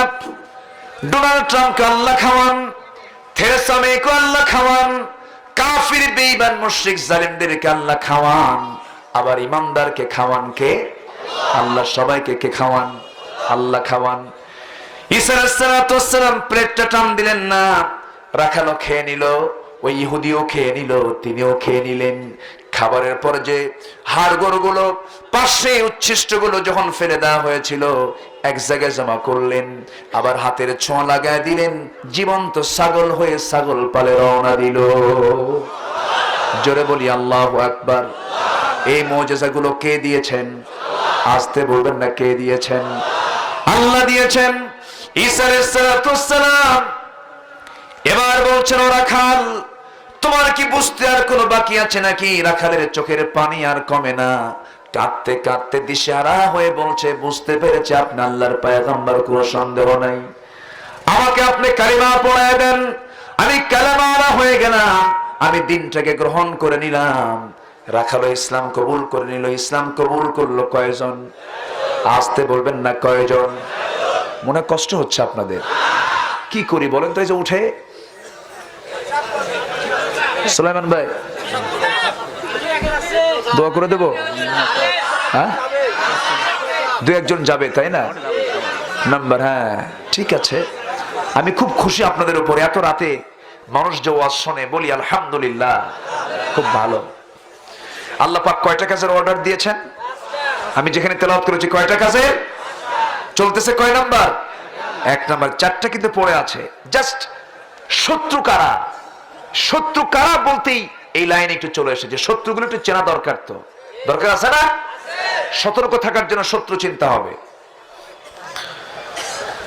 ঈসা আলাইহিস সালাম এবার তিনি মনে মনে ভাবলেন, ছাগল জবাই হলো, সেই ছাগলের গোশত খাওয়া হলো, আবার ছাগলটা জীবিত হয়ে চলে গেল, ছাগলও থেকে গেল, খাওয়াও হলো, পেটটাও ভরলো। এখন বুঝি ইহুদির দিলটা গলে যাবে। এবার বলছেন, ইহুদিরে, যে ছাগলটা জবাই করলাম, খেলাম, ছাগলটা আবার তাজা হয়ে চলে গেল ছাগল পালে। যে আল্লাহ আমাকে এমন মুজিজা দান করেছেন, সে আল্লাহর নামের কসম করে সত্যি করে বলো তো, তোমার ব্যাগের মধ্যে রুটি আছে নাকি? নাই। এখন কোন এই জাত সোজা জাত না বাঁকা জাত? এই জাতকে সোজা করার জন্য কয় হাত লাঠি দরকার? 1.5 হাত। কয় হাত? পেটন শাটে কি 5 হাত দিয়া? 5 হাত কোন কেন? পেটন শাটে কয় হাত দিয়া? 1.5 হাত লাঠি দিয়ে শয়তান ভূত তাড়াতে হয়, ঠিক কিনা? ভূত তাড়িয়েছেন মুসা আলাইহিস সালাম, তাড়ান নাই? ফেরাউনকে লাঠি দেখাইছেন। ফেরাউনকে কি দেখাইছেন? লাঠি দেখাইছেন। খুব সাহসী পয়গম্বর, খুবই সাহসী, কাউকে পাত্তা দিতেন না। জোরে কোন আল্লাহু আকবার। তিনি একমাত্র পরোয়া করতেন কাকে? আসতে বলবেন না, কাকে? কাউকে তিনি দাম দিতেন না। আমার ভাইয়েরা, ঈসা আলাইহিস সালাম চিন্তায় পড়ে গেলেন, এত কিছু করলাম, এরপরও তার দিল গলে না। হতাশা হলেন না, হতাশ হলেন না, আবার সামনের দিকে চলতে লাগলেন। চলতে চলতে ক্ষুধা লেগে গেছে, ক্লান্ত শ্রান্ত দেহ নিয়ে তিনি করলেন কি, সামানাটা মাথার উপরে মাথার কাছে রেখে আস্তে করে তিনি শুয়ে পড়লেন, ডান কাতে শুয়ে পড়লেন। ঘুমের মধ্যে আছেন। ইহুদি মনে মনে চিন্তা করি, যদি ছোট্ট ছড়ি দিয়া জন্মানদের চোখ ভালো হয়ে গেল, কুষ্ঠরোগীর চামড়া ভালো হয়ে গেল, মরা ছাগল তাজা হলো, এই লাঠিটা চুরি করলে ঈসার কারবার শেষ। কি কথা কি বুঝতেছেন? এখান থেকে প্রমাণ হলো ইহুদির বাচ্চারা হলো চোর। ওরা কি? আরো জোরে, ওরা কি? চোর। ঘুমের ভিতরে চলে গেছেন। ইহুদি করলো কি, মাছ মারা সহ লাঠি সহ সব নিয়ে চলে গেছে। ঘুম থেকে জায়গা পেয়ে দেখেন সামানাও নাই, সেই সফর সঙ্গীও নাই। মনে মনে চিন্তা করুন, আল্লাহ, এমন সফর সঙ্গী তুমি আমারে জুটাইয়া দিলা, শেষ পর্যন্ত আমার সবগুলো নিয়ে চুরি করে দৌড় মারলো। এই দিকে করেছে কি, সে যে দিকে রওনা দিয়েছে সেই ইহুদিটা ওই জনপদের একজন রাজা, প্রচন্ড অসুস্থ, বিছানায় কাতরাচ্ছে, যে কোনো সময় তার মরণ হয়ে যাবে, মুমূর্ষু অবস্থা। এমন সময় এই লোকটা যখন জানল, ইহুদি যখন জানল অসুস্থ রাজা, সে মনে মনে চিন্তা করলো, আমি যদি এই রাজ দরবারে গিয়ে রাজাকে যদি অসুস্থ অবস্থা থেকে যদি সুস্থ অবস্থায় ফিরিয়ে দিতে পারি, রাজ দরবার থেকে বিশাল বড় পুরস্কার পাবো। এই চিন্তা মাথায় নিয়ে আসে, ছোট্ট লাঠি নিয়ে চলে গেছে দরবারে, গিয়ে বলছে, শোনো, আমি এমন একজন ডাক্তার, রোগীর কাছে যাব, রোগী ভালো হয়ে যাবে, রোগী ভালো হয়ে যাবে। ইহুদির চিন্তা হলো, যেহেতু এই লাঠি দিয়াই ঈসা এতগুলো মানুষকে সে সুস্থ করে ফেললো, এতগুলো কারবার সে দেখালো, আমিও পারবো। কিন্তু ইহুদিটা আসল ডাক্তার না নকল ডাক্তার? আসতে বলবেন, আসল ডাক্তার না নকল ডাক্তার? এই নকল ডাক্তার করলো কি, ছোট্ট ছড়ি নিয়ে দরবারে ঢুকেছে। এবার বলতেছে, শোনো, তোমাদের রাজার কাছে আমাকে নিয়ে যাও, রাজা সুস্থ হয়ে যাবে, আমি শুধু যাবো আর আসবো, হাতের ছোঁয়া লাগায় দিব, সুস্থ হয়ে যাবে। যখন সে হাতের ছোঁয়া লাগায় দিয়েছে, লাঠির ছোঁয়া লাগায় দিয়েছে, কিন্তু বিসমিল্লাহ তো কয় নাই। নকল ডাক্তার এক ছোঁয়া দেও সারা, রাজা মশাই মরাও সারা। রাজা যখন মরে গেছে, মরে যাওয়ার সঙ্গে সঙ্গে সমস্ত দরবারের উজির মন্ত্রী সব এসে বলতেছে, রাজা হয়তো কয়েকদিন বাঁচতেন, এমন ডাক্তার ডাকলাম, আশাও সারা মরাও সারা, ওরে এখন পিটা, ওরে এখন পিটন খায়া খায়া রক্তাক্ত হয়ে গেছে, জেলখানে আটকে রেখেছে। ঈসা আলাইহিস সালামের কানে সংবাদ চলে গেল, কে যেন রাজ দরবারে গিয়ে এমন কিছু করেছে। তিনি রাজ দরবারে ঢুকলেন, রাজা ইন্তেকাল করেছেন। তিনি বললেন, শোনো, তোমরা যদি আমাকে তোমাদের রাজ দরবারে রাজার সামনে আমাকে হাজির করায় দাও, তোমাদের রাজা সুস্থ হয়ে যাবেন, তিনি জীবিত হয়ে উঠবেন। এমন কথা বলার সঙ্গে সঙ্গে সবাই তাকে ওয়েলকাম জানালো। ঈসা আলাইহিস সালাম এমন পয়গম্বর ছিলেন, ওয়াউবরিআল আকবাহা ওয়াল আবরাসা ওয়া উহইয়াল মাউতা বিইذনিল্লাহ। যখন কোন মৃতর সামনে দাঁড়িয়ে বলতেন, দাঁড়িয়ে যা, মৃত ব্যক্তির সঙ্গে সঙ্গে জিন্দা হয়ে দাঁড়ায় যেত। কোরআনের আয়াত, কিসের আয়াত? সামনে দাঁড়ায় গেছে। রাজা যখন দাঁড়ায় গেছে, আর বুঝতে দেরি হয় নাই, রাজা ঈসা আলাইহিস সালামকে জড়িয়ে ধরে বলতেছে, আমি ইসলাম কবুল করলাম। এবং রাজ দরবারের সবাই ইসলাম কবুল করে ফেললো। এবার সবাই মিলে বলছে, ও আল্লাহর নবী, রাজ দরবার থেকে আমরা আপনাকে কিছু উপঢৌকন দেব, কিছু হাদিয়া দেব। ঈসা আলাইহিস সালাম বললেন, আল্লাহর নবীরা জাগতিক জীবনের কোনো কিছু কামনা করে না, তবে আমাকে যদি তোমরা খুশি করতে চাও, আমি তোমাদেরকে একটা ছোট্ট কাজ আমি দেব। সেই কাজটা হলো, যে লোকটাকে তোমরা মেরে রক্তাক্ত করে জেলখানায় ঢুকায় রাখছো, সেই লোকটাকে আমার হাতে তুলে দাও। ইহুদিকে তার হাতে তুলে দিল রক্তাক্ত দেহ। ঈসা আলাইহিস সালাম বললেন, শোনো, তুমি আমার এমন বন্ধু, আমাকে বিপদে ঠেলে দিয়ে তুমি বিদায় নিয়েছো, আর আমি তোমার এমন বন্ধু, তুমি বিপদে পড়েছো, আমি তোমার বিপদের পাশে দাঁড়িয়েছি। আল্লাহু আকবার বলবেন না? আমরা কি বিপদে, মানুষকে বিপদে ঠেলে দেব না বিপদগ্রস্তের পাশে দাঁড়াবো? আলেমদেরকে জুলুম নির্যাতন করবে, মুসলমান বসে থাকতে পারে না, ঠিক কিনা? এই চেয়ারে আমাকে মানায় না তো। এই চেয়ারের যখন যিনি আসল ব্যক্তি, তিনি আজ আমাদের আড়াল হয়ে আছেন, ঠিক কিনা? তাকে ভালোবাসে না এমন কোন বাংলার মাটিতে একটা মানুষ নাই, যে ভালোবাসে না মানুষ না কুত্তা, ঠিক কিনা? কষ্ট হচ্ছে? সম্মানিত ভাইয়েরা, আমরা বিপদগ্রস্তের পাশে দাঁড়াবো, ঠিক কিনা? রাসূল বিশ্বনবী বুড়ির বাড়িতে গিয়ে সকালবেলা কাজ করে দিয়ে আসতেন। সুবহানাল্লাহ বলবেন না? আমরা প্রতিবেশীর হক আদায় করব, আমরা মসজিদমুখী হব, আমরা সমিতি নামের সুদের কারবারে যাব না, ঠিক কিনা? কিস্তি আছে না? কিস্তি আছে নাকি? কিস্তি হ্যাঁ, কাম সারছে আজকে না? আজকে হুজুর কাম সেরে দিছে। রাত পোহালেই কিস্তি। এই যে একজন কইছে, ও আজকে শুধু আমি পারি। কি যে কারবার চলছে। মেয়েরাও কম না, ভাঙ্গে ঘরে থাকবো না, শাক ভাত খাবো না, জান থাকতে সাহেবের মোহাব্বত ভুলতে পারবো না। এরকম আছে না নাই? মেয়ের আজকে ভিতরে থাকে না বাইরে থাকে? মেয়ের আজকে ভিতরে না বাইরে? কিন্তু মেয়েরা কি আসলে বাইরের না ভিতরের? টায়ার বাইরে থাকে না টিউব বাইরে থাকে? টায়ার বাইরে, টিউব টিউব 6 মাস থেকে বলে এইটা বহু বাইরের আলো বাতাস খাইছিস, তুই ভিতরে ঢোক, আমি বাইরে যাই। চাকা তো ঢাকায় যাবে, গাড়ি ঢাকা যাবে? যাবে না। মেয়েরা হচ্ছেন টিউবের মতো কোমল, তাদের চামড়াটাও সফট, সেই চামড়ায় হার্ড ওয়ার্কের মতো আল্লাহ পাক সেই চামড়া তাকে দেননি। মেয়েরা ভিতরে থাকবে, অনেক কাজ আছে তাদের। কিন্তু মেয়েরা এখন রিসিপশনে বসে, রিসিপশনে যেখানে অফিসের মূল রিসিপশনে যেখানে মানুষকে রিসিভ করে সে জায়গায় বসে কেমন করে মাথার চুলটা ছেড়ে দিয়ে ঠোঁটে লিপস্টিক লাগাইয়া আশকারা মাস্কারা, যুবকের তো কামি সারা বসে থাকলো। মানুষ ঢুকতেছে ভিতরে, যখনই ঢোকে আসসালামু আলাইকুম, ওয়েলকাম। এরকম মহিলা কিছু আছে না নাই? আছে না নাই? আছে। এই পিয়নগিরি করার জন্য আল্লাহ পাক নারীকে পাঠান নাই। আল্লাহ নারীকে চাকরানি বানান নাই। আল্লাহ নারীকে বানিয়েছেন রাজরানী। কিন্তু আজকে মেয়েরা কোথায় চলে গেছে?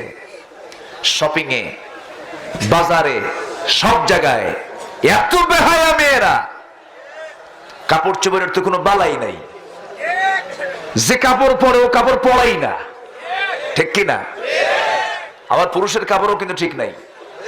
ইদানিং যুবকদের মাথা থেকে পা পর্যন্ত তাকালে মনে হয় না এটা মুসলমানের ড্রেস। মাথার চুলের সাইজ নাই, দুই দিকে নাই, পিছনেও নাই। আছে না এরকম? দুই দিকে চুল নাই, একদম চামড়া বের করা, পিছনেও নাই, কাউয়া কাটিং। আছে না এরকম? আছে না? এই হলো মাথার চুল। যখন বলা হয় এই ডিজাইন কার, কে মেসি, তুমি কি নেইমার, তুমি কি কুত্তা, এগুলো আছে না নাই বলেন? এগুলো করা যাবে না, এই ডিজাইন গুলো দেওয়া যাবে না। শার্ট প্যান্ট, এখন প্যান্ট গুলো এত নিচে পড়ে, সীমান্ত বর্ডার, যে কোনো মুহূর্তে খুলে যেতে পারে। একদম নিচে নাভির একদম নিচে, মানে 2 হাড় ঠেকায় দেয়। 2 হাড় ঠেকায় পরে প্যান্ট, আর উপরে একখান পরে শর্ট শার্ট। একদিন নামাজ পড়তে গেছে মসজিদে, এক যুবক দেখি নামাজে দাঁড়াইছে ওইরকম শার্ট আর প্যান্ট পরে। দেখি যে রুকুতে গেল, রুকুর ঠেলায় দেখি শার্ট উপরে, প্যান্ট নিচে, মাঝখানে নাই। তো ভাবলাম এই তো রুকু, শেষ দেয় যে কি হয় আল্লাহ জানে। শেষ দেয় যখন গেছে তখন দেখি প্যান্ট খুইলে আন্ডার প্যান্ট বের হয়েছে। এরকম পুরুষের আজকে পোশাক নাই? আসতে বলেন আছে না নাই? এগুলো শিখলো কার থেকে? শিখেছে সালমান খান থেকে। এক লম্পট এসেছিল ঢাকায়, এসেছিল, নাচায় গেল বাংলাদেশ নাচো। বাংলাদেশ কি নাচো, নাচার জন্য ক্যাটরিনা এবং সালমান খানকে দেওয়া হলো 3 কোটি টাকা। এগুলোর কোনো হিসাব নাই, এগুলোর কোনো বিচার নাই। এই জাতি নাচার জন্য আসে নাই, এই জাতি আল্লাহর খুশির জন্য এই জমিনের সৃষ্টি হয়েছে, ঠিক কিনা? কষ্ট দিচ্ছি মনে হয় আপনাদের, আফসোস লাগে। খেলবে ছেলেরা, খেলুক, খেলতেছে। আমাকে প্রশ্ন করেছে আজকে একজন, হুজুর ক্রিকেট খেলা খেলে টাকা কামাই করা কি হালাল? আমি বললাম যে একদম পাক্কা হালাল, জান্নাতে যাবি যা। কি কথা বোঝেন নাই? এই খেলাকে কেন্দ্র করে কত জুয়ারু ধ্বংস হয়ে গেছে, ঠিক কিনা? কুল্লুল লাইবু হারাম, প্রত্যেক খেলাই হারাম বলেছেন মুহাম্মদ সাল্লাল্লাহু। আমি কি হালাল বানাবো? আমি কি হালাল বানাতে পারবো? পারবো না। সব কাজ করা যাবে না। কিসের অলরাউন্ডার, কিসের কি? আল্লাহর কাছে ওগুলোর কোনো 1 পয়সাও দাম নাই, ঠিক কিনা? প্রথমে হয়ে যেতে হবে কার গোলাম? আসতে বলবেন না, কার গোলাম? আল্লাহর গোলাম। অনেক লম্বা কথা, আজকে ঘড়ি এত ঘোরে কেন বুঝতেছি না। 2টা বাজে, শেষ করবো কখন? হ্যাঁ, আলোচনা চলো, হুজুর মরুক। খুব সুন্দর বলি আলহামদুলিল্লাহ। লিটন ভাই খিতা করি, চালান চালান। চালাবো। দাড়ি কই আপনার? দাড়ির দরকার আছে না? দাড়ির দরকার আছে না নাই? সোলেমান ভাই কই? ডাক দিই। ডাক দেন তাড়াতাড়ি। আজকে দোয়া পড়ায় নেব, জীবনে আর দাড়িতে খুর লাগানো যাবে না, ঠিক কিনা? ওয়াজ এখান থেকে শুরু হোক। হ্যাঁ? না চাট আর আজকে খাবো না। খুব ভালো, জোরে বলি আলহামদুলিল্লাহ, আরো জোরে আলহামদুলিল্লাহ। মায়েরা কি মাহফিল আছে? মায়েরা আসছে? হ্যাঁ, মা আছেন? বলি আলহামদুলিল্লাহ, জোরে বলি আলহামদুলিল্লাহ। তবে পাবনা জেলার মা অন্য জেলার চাইতে ভালো, অনেক ভালো আছে। এখানে আলেমের কিছু সহবত আছে, বলি আলহামদুলিল্লাহ। আমাদের জন্য কাঁদে পাবনার মায়েরা, আমাদের জন্য চোখের পানি ফেলে কাঁদে। দারুল আমান ট্রাস্টে যত মাহফিল করেছি এ পর্যন্ত সবচেয়ে বেশি উপস্থিত হয়েছে মহিলা সমাবেশে। মায়েরা এত ভালো পাবনার, দুই একটা দুষ্ট আছে, থাকবেই, কিন্তু মা অনেক ভালো আছেন, বলি আলহামদুলিল্লাহ, জোরে বলি আলহামদুলিল্লাহ। তো ইহুদি ঈসা আলাইহিস সালাম মনে আছে কি আপনাদের? ঈসা সালাম বলেন, শোনো, আমারে থুইয়া চলে আসছো, আমি তোমারে বিপদে ফেলতে চাইনি, আমি আসছি আবার তোমার কাছে। আমি যদি আজকে না আসতাম তোমাকে ফাঁসির মঞ্চে ঝুলাইয়া মারতো, তোমাকে মেরে ফেলতো। আমি আসছি তোমাকে রক্ষা করতে নিয়ে যাচ্ছি, চলো চলে যাই। তবে একটা কথা, ব্যাগের মধ্যে রুটি আছে কি নাই? কি কথা কি বুঝতেছেন? কথা কি বোঝা গেল? এই হলো জাত, ইহুদির বাচ্চা, ঠিক কিনা? সেই ইহুদি বউ বাংলাতে, এই বাংলার জমিনে কিছু লোকের, কিছু মুসলমান নামের পরিচয়ধারী কিছু লোকের ইহুদি বউ আছে না নাই? খ্রিস্টান বউ আছে না নাই? সেকেন্ড দুশ্মন হচ্ছে খ্রিস্টান। এদেরকে বন্ধু বানানো যাবে? এদেরকে বন্ধু বানানো যাবে? এদেরকে আমার কথা না আল্লাহর কথা? লা ইয়াত্তাখিযুল মুমিনুনাল কাফিরিনা আউলিয়া মিন দুনিল মুমিনিন। মুমিন ছাড়া কোন কাফের, ইহুদি নাসারাকে বন্ধু বানানো যাবে না। খাস কার কথা? আল্লাহর কথা। আমার ভাইয়েরা, অনেক অনেক লম্বা কথা। শত্রু এই জাতের দিক থেকে ইহুদি খ্রিস্টান শত্রু, কাফেররা শত্রু। তবে মুসলমানদের জীবনের সবচাইতে বড় শত্রু হতেছে মুনাফিকের বাচ্চারা। মুনাফিক তো বাংলাদেশে একটাও খুঁজে পাওয়া যাবে না। মুনাফিক আছে? মুনাফিকরা কি মসজিদে যায়? আসতে কবেন না যায়? ঈদগাহ মাঠে যায়, মাহফিলে আসে, কমিটির মধ্যেও আছে না নাই? এই কমিটি কিন্তু কই নাই, এক্সেপ্ট এই কমিটি। আবার ভুল বুঝবেন না, খুচরা আমাদেরও দিলেন বাস না, এরকম আছে না নাই? মুনাফিক সমাজে ছড়িয়ে পড়েছে সর্বত্র। এই মুনাফিকটা এত মারাত্মক একটি ভাইরাস। দেখবেন কিছু কিছু রোগ আছে মানুষের শরীরে বহন করে চলে, দেখা যায় না, ধরা যায় না, কোন টেস্টে ধরা পড়ে না, কিন্তু তার ভিতরে একটা ভাইরাস আছে। মুনাফিক হলো এমন একটি ভাইরাস যা সহজে ধরা যায় না, কিন্তু মুনাফিকি চাল তার মধ্যে আছে। আমার বন্ধুগণ, সেই মুনাফিকদের বিরুদ্ধে সংগ্রাম করতে বলেছেন কে?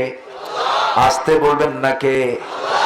এমনকি আমার নবীজি নিজেও মুনাফিকদের বিরুদ্ধে তিনি আন্দোলন করেছেন, সংগ্রাম করেছেন, মুনাফিকদের ব্যাপারে কঠোর হয়েছেন, মুনাফিকদের শাস্তি হত্যা পর্যন্ত দিয়েছেন, অর্ডার দিয়েছেন। এমন রেকর্ড আছে না নাই? আছে। সেই মুনাফিকদের ব্যাপারে আল্লাহ রাব্বুল আলামিন শক্ত ভূমিকা রাখতে বলেছেন। মুনাফিকদেরকে বন্ধু বানাবে না, মুনাফিকরা মিথ্যাবাদী। আমার নবীজির জীবনেও মুনাফিকরা কম কষ্ট দেয় নাই। আমার নবীজি মুনাফিকদের অত্যাচার অনেক যুদ্ধে তিনি অংশগ্রহণও করতে পারেন নাই। মুতার প্রান্তর একটি কণ্টকীর্ণ ময়দান, রোমান সৈন্যদের বিরুদ্ধে মোকাবেলা করতে হবে। আমার রাসূল যেতে পারলেন না। রাসূল বলেন, শোনো, যদিও কঠিন একটা যুদ্ধ, সেই যুদ্ধে আমি অংশগ্রহণ করতে পারবো না, কারণ মদিনার অবস্থা ভালো না। যে কোনো মুহূর্তে মুনাফিকরা ষড়যন্ত্র করে উল্টা পাল্টা করতে পারে। ও সাহাবীরা, আমার এদিকে আসো। সবাইকে ডাক দিলেন, সবাইকে ডাক দিয়ে বলেন, ও সাহাবীরা শোনো, মুতার যুদ্ধ আমি তোমাদেরকে পাঠিয়ে দেব, সেনাপতি নিযুক্ত করে দিচ্ছি আমি। যায়েদ, এইদিকে আসো। যায়েদকে বসায় দিয়ে বললেন, সাহাবীরা, আমার যায়েদ হবে 1 নম্বর সেনাপতি, আমার জাফর এইদিকে আসো, আমার জাফর হবে 2 নম্বরের সেনাপতি। ওরে আব্দুল্লাহ, আমার প্রিয় সাহাবী, তুমি হবে 3 নম্বরের সেনাপতি। 3 জনকে দাঁড় করায় দাঁড়ায় দিলেন আর বললেন, শোনো, এই 3 জন যদি শহীদ হয়ে যায়, ও সাহাবীরা, তোমাদের মধ্যে থেকে একজনকে তোমরা সেনাপতি বানাইয়া নিবা। আমার নবীজি এমন জাতীয় কথা যখন বলে ফেললেন, পিছন থেকে মুনাফিকরা এসে 3 জনকে ধরে ফেলে বলছে, শোনো, তোমরা 3 জনের কেউ কিন্তু বাঁচবা না, মরে যাবা, যুদ্ধে যাইও না। এরকম মুনাফিক এখনো আছে না নাই? আসতে বলবেন না, আছে না নাই? যাইও না, বিপদে পড়বা। এই 3 জন সাহাবী বলে ফেললেন, সেনাপতি বলে ফেললেন, ও মুনাফিকের দলেরা, তোরা আমাদেরকে যেই দিকে টানতেছিস সেই দিকটা হলো জাহান্নামের দিক। আমরা 3 জন মিলেই যুদ্ধে চলে যাব, কারণ নাকের মধ্যে আমরা জান্নাতের গন্ধ পেয়ে গেছি। যুদ্ধের ডাক চলে এলো। আমার রাসূল বলেন, যায়েদ, বিদায় নিয়ে আসো। কোথায় বিদায় নেব? তোমার পরিবারের কাছ থেকে বিদায় নিয়ে আসো। যায়েদ বলছেন, ইয়া রাসূলুল্লাহ, আমার যাওয়ার কোনো জায়গা নাই, আমার যাওয়ার কোনো প্রয়োজন নাই, সবার কাছ থেকে আমার বিদায় না হয়ে গেছে। আমার শুধু অপেক্ষার প্রহর, আমি অপেক্ষার প্রহর গুনছি, আমি আমার আল্লাহর জান্নাতে কখন ঢুকে যাব। হযরত যায়েদ, যে যায়েদের নাম এই কোরআনের মতো কিতাবের মধ্যে এসেছে, কোন সাহাবীর নাম কোরআন শরীফে নাই।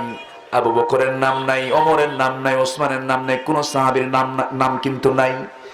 ইঙ্গিতে তাদের নাম আছে, কিন্তু সরাসরি একজন সাহাবীর নাম কোরআন শরীফে খুঁজে পাওয়া যায়। তিনি হচ্ছেন মুতার যুদ্ধের 1 নম্বর সেনাপতি। কি নাম? যায়েদ বিন হারিস। ফাকালা যায়েদুম মিনহা। যায়েদের নামটা কোরআনে আছে। এই যায়েদ বিন হারিসকে 1 নম্বর সেনাপতি বানায়া দিলেন। যুদ্ধে ঝাঁপিয়ে পড়েছেন। 2 নম্বরের সেনাপতিকে রাসূল ডাক দিয়ে বলেন, জাফর, আবিসিনিয়া থেকে হিজরত করে আসছো, পরিবারের সঙ্গে তুমি তেমন সময় দিতে পারো নাই, যাও তোমার পরিবারের কাছ থেকে বিদায় নিয়ে আসো। হযরত জাফর বলছেন, ইয়া রাসূলুল্লাহ, আমার যাওয়ার প্রয়োজন হতো না, কিন্তু আপনি আমাকে বলছেন, আমি যাচ্ছি বিদায় নেবার জন্য। বিদায় নিতে গেলেন। বিদায় নিতে গিয়ে দরজায় ডাক দিলেন, ভিতরে ঢুকলেন। সামনে আস্তে করে স্ত্রীকে সামনে বসায়া দিলেন, সন্তান দুটোকে কোলে বসায়া দিলেন, আদর দিলেন, চুমু দিলেন। সন্তান দুটোকে আদর চুমু দিতে দিতেই হঠাৎ করে স্ত্রীর হাতটা চেপে ধরে বলছে, স্ত্রী, আমাকে তুমি আজকে 1 দিন 2 দিন 3 দিনের জন্য নয়, আজকে তুমি আমাকে সারা জীবনের জন্য আমারে বিদায় দিয়ে দাও। স্ত্রী বলছেন, স্বামী গো, আপনি কোথায় যাবেন? যুদ্ধে যাচ্ছি। আমি আপনাকে বাধা দেব না, আমার স্বামী যুদ্ধে যাবেন, কিন্তু আমি আপনার জন্য আজকে শহীদের দোয়া করব না, গাজীর জন্য দোয়া করি।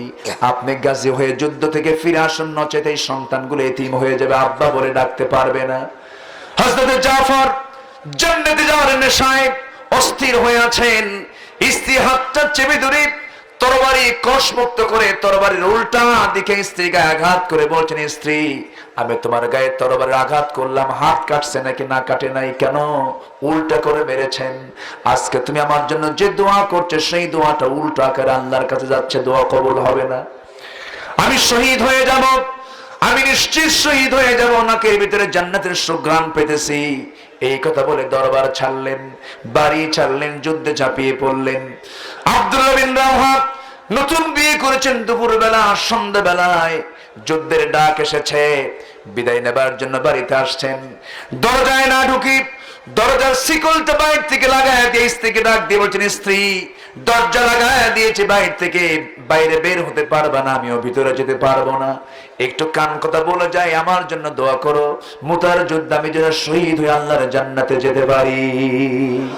একটু আস্তে বলেন সুবহানাল্লাহ, জোরে বলুন সুবহানাল্লাহ। জান্নাত এত সস্তা নাই রে, সস্তা না ভাই। জান্নাত পেতে হলে এই সমস্ত সাহাবীদের জীবন দেখলে বোঝা যায় জান্নাত কত কঠিন। এবার স্ত্রীর সঙ্গে দেখাও করলেন না, স্ত্রী কেঁদে কেঁদে বলছে, স্বামী আমি আপনাকে দেখতে চাই না ভালো করে, আমি আপনার সঙ্গে প্রেম নিবেদন করতে চাই না ভালো করে, শুধু একটা চোখের দেখা দেখবো।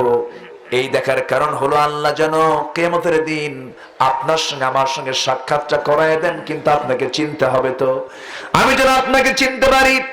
এবার আব্দুল্লাহ বলছেন, আমার স্ত্রী এই দায়িত্ব যদি আল্লাহকে তুমি দিয়ে দাও, সেই হাসরের ময়দানে তোমার সঙ্গে আমার সঙ্গে পরিচয় করে দেওয়ার দায়িত্ব আমার আল্লাহ নিজেই নিয়ে নিবেন। যেরকম সুবহানাল্লাহ।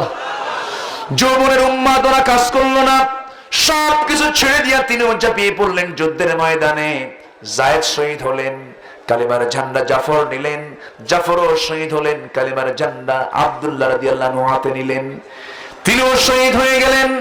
তিনজনই যখন দুনিয়া থেকে বিদায় নিয়ে নিলেন, নবীর কানে সংবাদ চলে এলো, আমার নবীজি দৌড় মেরে চলে গেলেন পালক পুত্র জায়েদের বাড়িতে।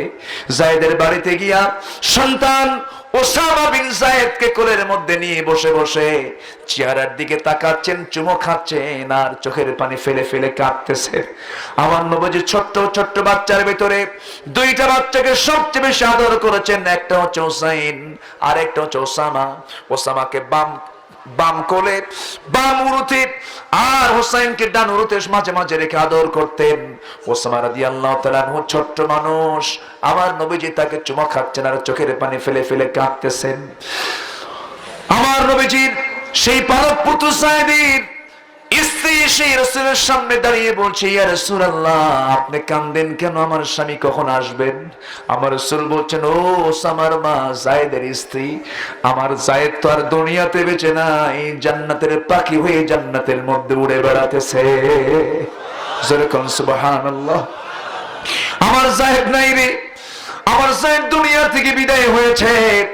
কিছুক্ষণ পর জাফরের বাড়িতে চলে গেলেন চাচাতো ভাই, তিনি চাচাতো ভাইয়ের বাড়িতে চলে গেলেন, সন্তান দুটোকে কোলের মধ্যে নিলেন, চুমো দিলেন, আদর করলেন আর বলছেন, ও জাফরের স্ত্রী তোমার সন্তান দুইটা এতিম হয়ে গেছে, কিন্তু এতিমের সর্দার মুহাম্মদ তো দুনিয়াতে বেঁচে আছে।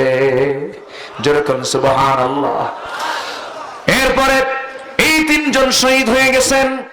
আব্দুল্লাহ বিন রাওহার কালিমার জান্নাতের মধ্যে নিলেন, খালিদ বিন ওয়ালিদ রাদিয়াল্লাহু তাআলা আনহু কালিমার ঝান্ডা হাতের মধ্যে নিয়া যুদ্ধের ময়দানে সিংহের মতো গর্জন দিয়া কার প্রতি বিশ্বাস এনে, আরো জোরে বলুন কার প্রতি?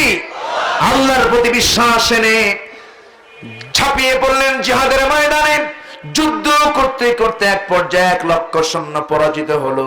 কালিমার বিজয়ী পতাকা উড্ডীন করে নবীর সামনে হাজির হয়ে গেলেন। আমার নবীজি বললেন, সাহাবীরা সব তো ঠিকই আছে, যুদ্ধে বিজয় হয়েছে, তোমাদের নামাজটা 5 ওয়াক্ত ঠিক মতো হয়েছে কিনা এটা বলো।